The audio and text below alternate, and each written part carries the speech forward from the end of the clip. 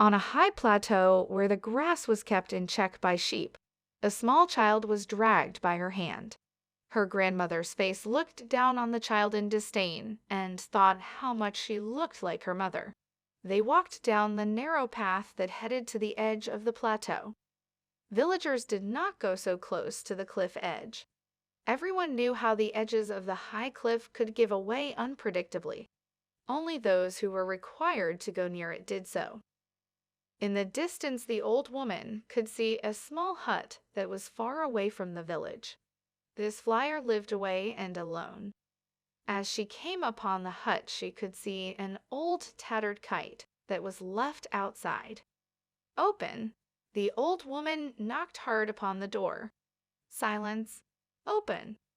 The door opened, but only for a small gap. What do you want? An angry voice came from behind the door.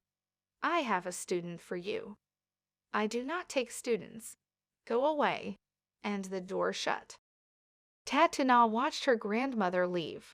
She wanted to go home, but there was no home, and she was told to stay. The grandmother had taken the scrip from selling her mother's hut and used it to go to the big city.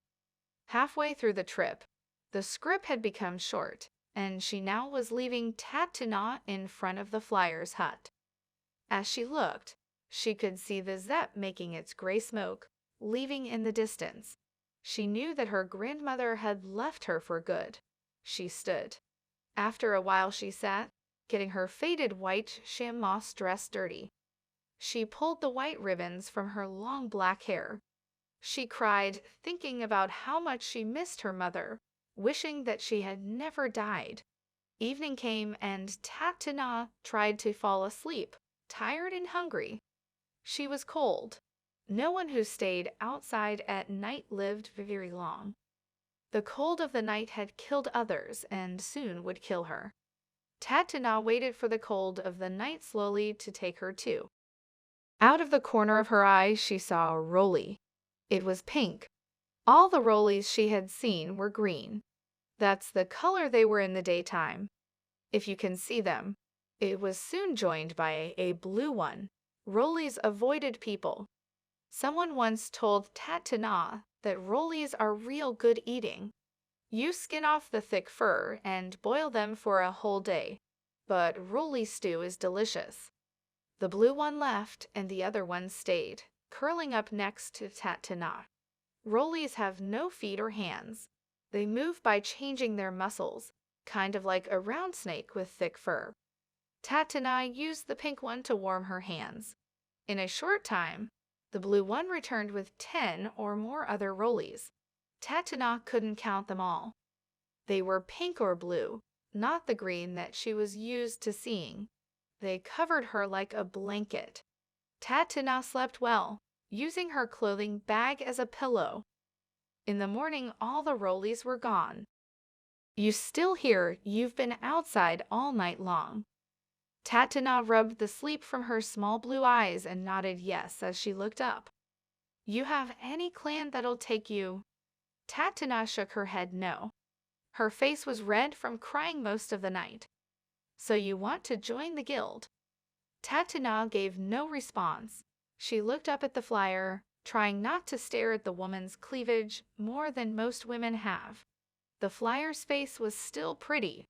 She was still young. Too old to be a flyer, though at 30 summers, she had made enough scrip to retire. I should send you to work in the village. Nay, I could not be that evil. Come in. Thank you, Tatina said as she stood up carrying her small chamois bag. The woman could see the fear in Tatina's eyes. Don't thank me. I'm going to feed you, and then you can get water for me. Tatina looked at the stranger and almost shuddered, thinking that she must be kidding. Only Sliders got water? Sliders, water boys. A feeling of dread came over Tatina. She looked around in the small, dark hut. Toughened walls and a thatched roof. The small windows had not been opened. It was dark inside until the flyer opened the brown chamois flaps and tied them to the ruffin that hung from the rafters. Tatana ate from a plain ceramic bowl. The grub was a rice and mutton mix. It was a lot better than the cornmeal that she had been eating for the last week. "You're done." Tatana wanted more to eat, hoping that the woman would see that she was not full. She shook her head no. "That's all you get, child." The woman now sat across from Tatana on a small picnic-type table. In the light coming from the 3 opened windows, Tatana could see the old flyer's cap that hung over her shoulder and onto her back. She wore a faded red blouse, and the fact that she wore light brown chamois pants and not a long white dress would make her stand out as a flyer anywhere. "How old are you?" "I don't know," Tatuna replied. "I figure you'd be 10 or 11 summers old. A good age to learn how to fly. Guess I'm going to have to fix my kite." "Actually, you'll fix it and learn to fly it yourself." The thought of flying excited and scared her. Her mother always allowed her to watch them fly in the dark blue sky, although her grandmother hated them. "Right now I want you to go for water. Go out and find Jawbone and tell him that I had sent you to help him," the flyer said, as she pushed Tatana gently on her back and out the open door. Tatana asked how she could find Jawbone. "Easy, just follow the cliff." Tatana walked near the cliff edge. She tried not to look down. It was over 3 jumps high. All her life she was told never to go near the edge. She remembered her young friend who had gone to the edge to look down and never came back.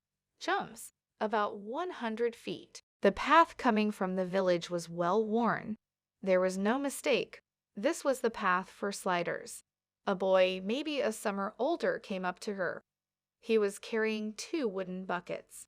They were hung by roughened rope from a toughened pole that was slung over his shoulders. "Are you Jawbone?" Tatana asked the boy. He had short hair and wore a light brown thin chamois t-shirt and pants that were a little too large, held up by a belt made of a roughened rope. His arms were burned by the sun.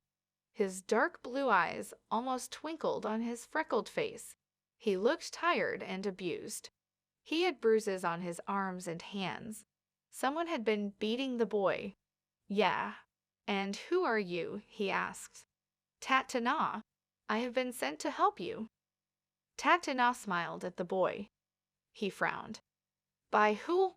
"The flyer," she said, as she pointed back in the direction of the flyer's hut.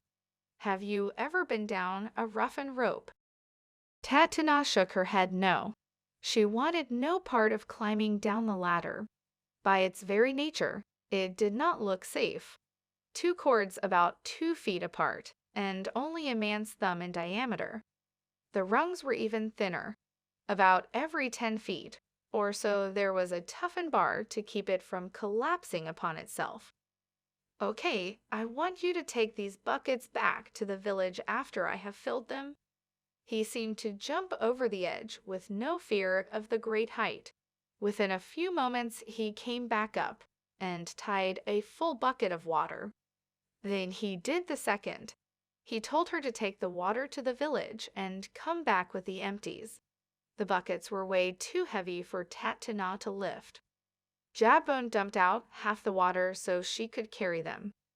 Then he filled 2 more for himself. "So you are going to be a flyer. Don't tell anyone, but I am jealous. I wish I could be a flyer. But you know only girls can fly kites, and you have to be born into the guild to fly zeps. Are you an orphan?" "Yeah, me too.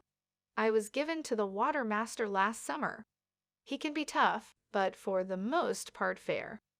When I started this job, I had my hand slapped almost every day." Tatana knew what he meant by having his hand slapped. This was the common discipline that all children faced. She could remember how her mother would tell her to hold out her hands to be slapped. The worse the infraction, the harder the slap. Once she had been caught near the edge, and she could not hold up her hands for a full day. Tatana could not believe that he was still talking.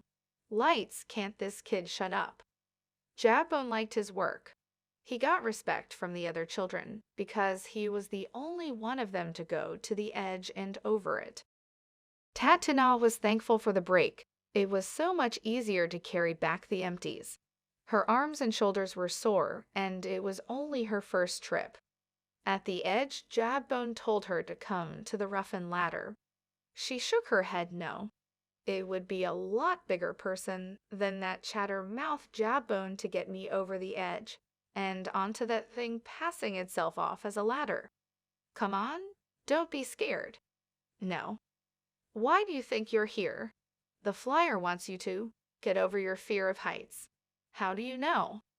Because the flyer told me a long time ago that if she had ever sent someone to work with me, my job was to get them over their fear of heights.